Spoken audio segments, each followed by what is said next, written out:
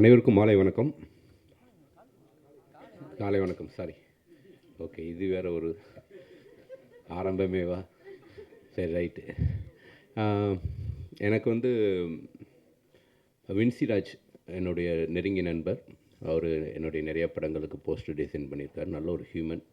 அவர் வந்து Leo John பலை பற்றி நிறையா சொல்லிகிட்டே இருப்பார். அவர் எடிட்டராக இருக்கும்போதும் கூட அவர் கூட ஒர்க் பண்ணுங்க அப்படின்னு சொல்லியிருக்காரு என் கூட. அவருடைய முதல் திரைப்படம் அப்படிங்கும்போது நான் அதுக்கு முன்னாடி அவரை இன்றைக்கி தான் ஃபஸ்ட் டைம் நான் பார்க்குறேன், லியோ ஜான் பாலை. ஸோ நான் அந்த டே 1 ஃப்ரைடே வந்து நான் திருவண்ணாமலை கோயிலுக்கு போனதுனால என்னால் படம் பார்க்க முடியல. ஸோ சாட்டர்டே வந்து நைட் என்னுடைய நண்பர்களோட படம் பார்த்தேன். ஸோ எனக்கு தெரிஞ்சு ஒரு 60% வந்து ஃபேமிலி க்ரௌடு தான். அவ்வளோ என்ஜாய் பண்ணி பார்த்தாங்க.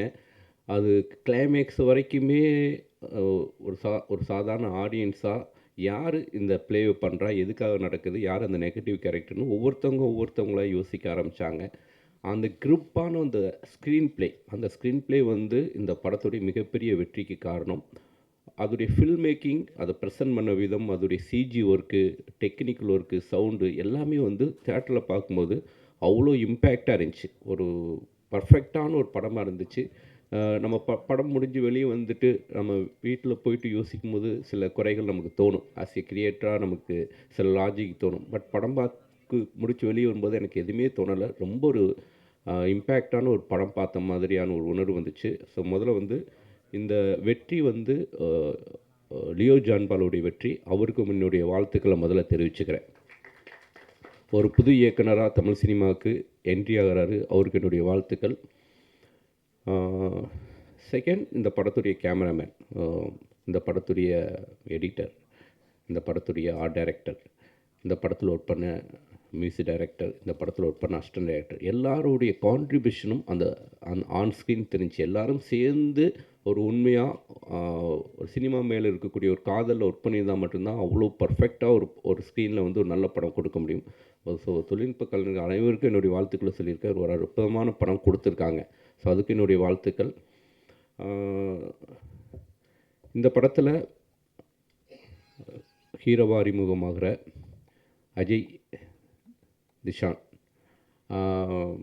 ஸோ ஒரு உதவி இயக்குனராக இருந்து எப்படி விஷால் மாதிரி, கார்த்தி மாதிரி ஒரு உதவி இயக்குனராக இருந்து அதுக்கப்புறம் சினிமாக்குள்ளே நடிக்க வந்திருக்காரு.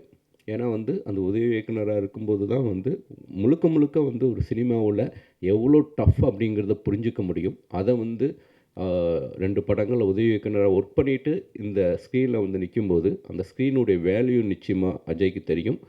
அதை வந்து சரியாகவும் பயன்படுத்தியிருக்காரு. நிச்சயமாக வந்து தமிழ் சினிமாவில் ஒரு நல்ல ஒரு யங் ஹீரோ, இப்போ ஒரு 4-5 யங் ஹீரோஸ் இருக்கிறாங்க. பட் முக்கியமான ஒரு ஹீரோவாக வருவார்.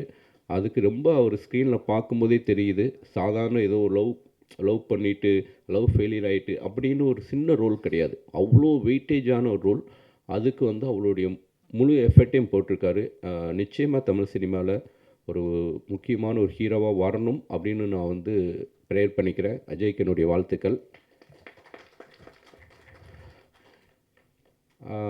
விஜயாண்டி சார் வந்து அஜய் பேசும்போது அப்படியே பார்த்துட்டே இருந்தார். அப்படியே ஒரு அப்பா பையனை பார்க்குற மாதிரி எனக்கு இருந்துச்சு. அப்படியே வந்து ஏன்னா விஜயாண்டி சார் அந்த ஏஜில் ஹீரோ ஆகணும்னு ஆசைப்பட்டிருப்பார். ஸோ அவருடைய ஆசையை வந்து அவர் முன்னாடி நின்று பேசிகிட்டு இருக்கிற மாதிரி பார்த்தாரு. அதுவே எனக்கு ரொம்ப பிடிச்சிருந்துச்சி. நிச்சயமாக வந்து அஜய்க்கு வந்து நல்ல ஒரு எதிர்காலம் இருக்குது. அப்புறம் இந்த படத்தில் ஹீரோயின்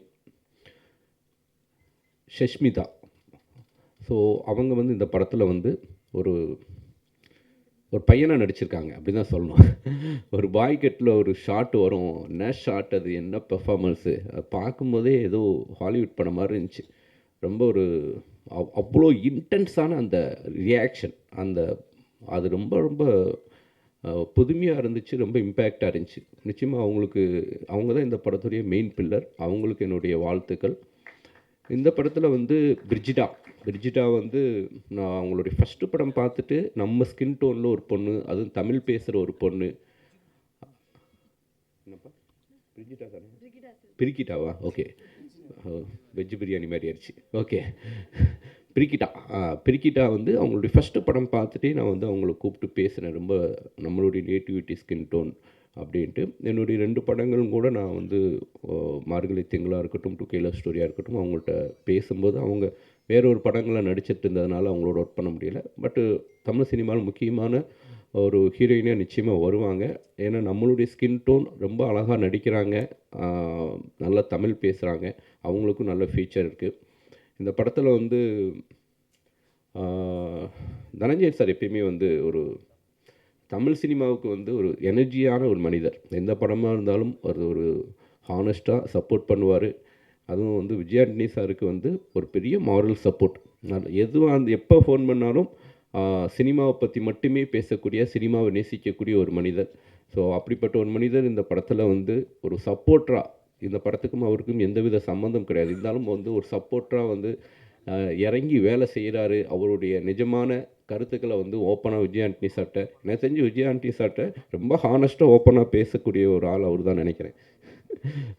ஸோ அவர் லவ்வர்ஸ் மாதிரி 2 மணி நேரம்லாம் பேசுவாங்க 2 பேரும்.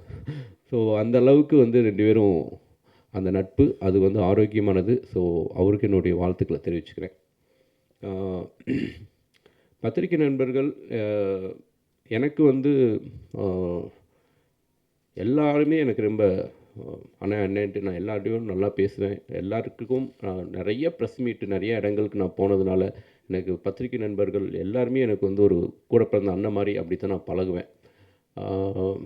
கவிதா சிஸ்டரும் கூட வந்து நான் ஃபங்க்ஷனில் தான் பார்த்துருக்கேன். பட் அவங்களோட வந்து ஒரு ஒரு ஒரு ஒரு என்னென்னா வந்து ரொம்ப ஜெனூனாக ஒரு ஒரு கருப்பான ஒரு ஸ்கின் டோனில் இருந்துக்கிட்டு ஒரு ஸ்க்ரீனில் வந்து பேச்சு மூலமாக ஒரு அட்ராக்ட் பண்ணுற அந்த ஒரு அந்த தகுதி, அந்த தன்மை இருக்குதுங்களே, அது வந்து ரொம்ப நல்லா இருக்குது. அது வந்து உடைச்சி அவங்க வந்து கவிதா வந்து இப்படி ஒரு மேடையில் வந்து நிறையா படங்களுக்கு வந்து அவங்க தொகுப்பாளராக வழங்கிட்டுருக்காங்க. அவங்களுக்கு வந்து என்னுடைய வாழ்த்துக்களை தெரிவிச்சுக்கிறேன். எதுக்காகனா நம்ம ஒரு குடும்பங்கிறதுக்காகத்தான் நான் இந்த டாப்பிக்கே எடுக்கிறேன். சினிமாவுங்கிறது நம்ம எல்லாருமே வந்து நீங்களாம் சேர்ந்து தான் நாங்களாம் சேர்ந்து தான் நீங்கள். ஸோ எல்லாம் சேர்ந்து தான். பட்டு சமீபத்தில் டிஎன்ஏ திரைப்படமாக இருக்கட்டும், மார்கன் திரைப்படமாக இருக்கட்டும், பிகினிங் ஃபஸ்ட்டு 2 டேஸ் ரிவ்யூ பார்க்கும்போது ரொம்ப பாசிட்டிவான ரிவ்யூவே இல்லை. சரி என்னடா இப்போ இவ்வளோ ரிவ்யூ வந்து இப்படி இருக்குது அப்படின்ட்டு அப்புறம் ஸ்க்ரீனில் தேட்டருக்கு போனால் படம் எனக்கு ரொம்ப பிடிச்சிருந்துச்சி. ரொம்ப என்கேஜிங்காக இருந்துச்சு. இந்த திரைப்படத்தை எதுக்கு இவ்வளோ ஒர்த்லெஸ் படம் அப்படின்லாம் சொல்லியிருக்கிறாங்க அப்படின்லாம் எனக்கு ரொம்ப வருத்தமாக இருந்துச்சு. டிஎன்ஏ திரைப்படத்துக்கும் அது நடந்துச்சு, இந்த திரைப்படத்துக்கும் அது நடந்துச்சு. ஸோ என்னென்னா இப்போ ஒவ்வொரு யூடியூபர்ஸாக இருக்கட்டும், எல்லாருமே வந்து உங்களுக்கான அந்த வியூவர்ஸ்க்கு நீங்கள் உண்மையாக இருங்க. அதுதான் நான் சொல்கிறது. இப்போ வந்து எப்படி வந்து போதை கலாச்சாரம் வந்து தமிழ் சினிமாவில் ரொம்ப இப்போ வந்து பயங்கரமாக பேசப்பட்டுருக்கு. அது வந்து ரொம்ப நாளாக நடந்துகிட்ருக்குது. இப்போ தான் வந்து தெரிஞ்சிருக்குது. இப்போ தான் அது வந்து வெளியே வந்துருக்குது. ஸோ அதே மாதிரி வந்து யூடியூப்பில் வந்து பணம் வாங்கிட்டு ரிவ்யூ பண்ணுற ஒரு கலாச்சாரம் ரொம்ப நாளாக நடந்துகிட்ருக்குது. அது வேண்டாம். அது ஆரோக்கியமான விஷயம் கிடையாது. அது வந்து உங்களை ஃபாலோ பண்ணுற அந்த வியூவர்ஸ்க்கு நீங்கள் துரோகம் பண்ணுற மாதிரி. அது வந்து தயவு செஞ்சு அது மாதிரி பண்ணாதீங்க. உங்களுக்கு என்ன ஜெனுவனான ஒரு ஒப்பீனியன் தோணுதோ அதுக்கு பண்ணுங்கள். உங்கள் யூடியூப்பில் ஆடு கொடுத்தா அதுக்கேற்ற மாதிரி ஒரு ரிவ்யூ பண்ணுறதும், யூடியூப்பில் ஆடு கொடுக்கலன்னா அதுக்கேற்ற மாதிரி ஒரு ரிவ்யூ பண்ணுறதும், அது வந்து ரொம்ப ரொம்ப வருத்தம் அளிக்குது. ரொம்ப ஜெனுவனாக இருக்கணுங்கிறது தான் என்னுடைய ஒப்பீனியன். இது வந்து இப்போ நான் இது மாதிரி பேசுகிறதுனாலும் கூட சில யூடியூபர்ஸ்க்கு என் மேலே கோபம் வரும். இவன் என்ன யோகியமா அப்படின்ட்டு. ஸோ நான் யோகியன் தான். ஏன்னா என்னுடைய சினிமாவுக்கு, என்னுடைய தயாரிப்பாளருக்கு நான் ரொம்ப நேர்மையாக தான் நான் படங்கள் பண்ணிகிட்ருக்கேன். ஸோ நம்ம பண்ணுற வேலைக்கு உண்மையாக இருக்கணும் அப்படிங்கிறது தான். அதில் நாம் வந்து ரொம்ப ஏன்னா ப்ரொடியூசர்ஸே இப்போ வந்து நிறைய வந்துடுச்சு. அதாவது ப்ரமோஷன் டீம்னு ஒன்று வராங்க. டீம்னு வந்துட்டு சார் ஃபஸ்ட்டு நாள் வந்து நம்ம வந்து இந்த தேட்டருக்கு ஒரு 100 பேர் அனுப்பணும் சார். எதுக்குடா அப்படின்னா, இல்லை சார் அவங்க வந்து வெளியில் வரும்போது வந்து பாசிட்டிவான ரிவ்யூ சொல்லுவாங்க. ஸோ ப்ரொடியூசருக்கு வந்து என்ன பண்ணுறதுன்னு தெரியல. ஸோ ரிவ்யூ வேணும் அப்படின்ட்டு ஒரு 100 பேருக்கு டிக்கெட் கொடுத்து அனுப்புகிறாங்க. அந்த 100 பேர் வெளியே வந்துட்டு நல்லாயிருக்குன்ட்டு போகிறாங்க. அதுவும் பப்ளிக் ஏமாத்துற மாதிரி தான். அப்படியும் தயாரிப்பாளர்கள் பண்ணக்கூடாது. அதே மாதிரி யூடியூபர்ஸே வந்து சில பேரை உள்ளே ஆரம்பிச்சுட்டு ஒரு 10 பேர் ஆரம்பிச்சுட்டு அவன் படம் கூட பார்த்துருக்க மாட்டான். படம் முடிஞ்சு வெளியே வரும்போது அவனும் வெளியே வருவான். படம் சார் அப்படின்ட்டு வந்து அவன் எவ்வளோ தூரம் நெகட்டிவாக வந்து சொல்ல முடியுமோ, நெகட்டிவாக சொல்லும்போது அது போய் வைப்ரேஷனாக போய் ரீச் ஆகுது. அது பார்க்குறாங்க அப்படின்ட்டு. மக்கள் எதை பார்க்கணும், எதை பார்க்கக்கூடாது நம்ம தான் தீர்மானிக்கணும். ஸோ மக்களுடைய பார்வையை நம்ம மாற்றணும். அந்த மாதிரியான ஒரு பொறுப்பான ஒரு இடத்துல நம்ம இருக்கிறோம். ஸோ அதனால் தயவு செஞ்சு ஒரு படத்தை கில் பண்ணுற மாதிரி விஷயங்கள் பண்ணாதீங்க. அது வந்து நம் நம்மளை நாமளே கில் பண்ணிக்கிற மாதிரி. நீங்களும் இதே தொழிலில் தான் இருக்கிறீங்க, நாங்களும் இதே தொழிலில் தான் இருக்கிறோம். இப்போ பாருங்கள், கண்ணப்பாங்கிற திரைப்படத்துக்கு வந்து கோர்ட்டில் வந்து யூடியூபர்ஸ் யாரும் என்னுடைய படங்களுக்கு விமர்சனம் பண்ணக்கூடாது அப்படின்ட்டு ஒரு ஸ்டே ஆர்டர் வாங்குறாங்க. அந்தளவுக்கு வந்து ஒரு ட்ரோல் பண்ண ஆரம்பிக்கிறாங்க. அப்போ என்ன ஆகுதுன்னா, யூடியூபர்ஸ் விமர்சனமும் பண்ண முடியாமல் போகுது. ஸோ தயாரிப்பாளர்கள் அந்த இடத்த நோக்கி நகர ஆரம்பிச்சிருவாங்க.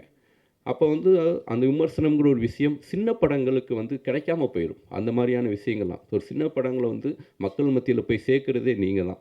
ஸோ ஒரு தயாரிப்பாளர் பாதிக்கப்படாத அளவுக்கு, நான் வந்து ஒரு இயக்குனர் பாயிண்ட் ஆஃப் வியூ, நடிகர் பாயிண்ட் ஆஃப் வியூலையும் நான் பேசவே இல்லை. ஒரு தயாரிப்பாளர் பாதிக்காத அளவுக்கு தயவு செஞ்சு ரிவ்யூ பண்ணுங்கள். ஸோ இந்த விழாவுக்கு வந்து என்னை கூப்பிட்ட லியோ ஜான் பாலுக்கு என்னுடைய நன்றியை தெரிவிச்சுக்கிறேன். ஒரு இயக்குனராக ஒரு மிகப்பெரிய இடத்துக்கு வருவார் அப்படின்ட்டு அவரை நான் வாழ்த்துறேன். Thank you so much.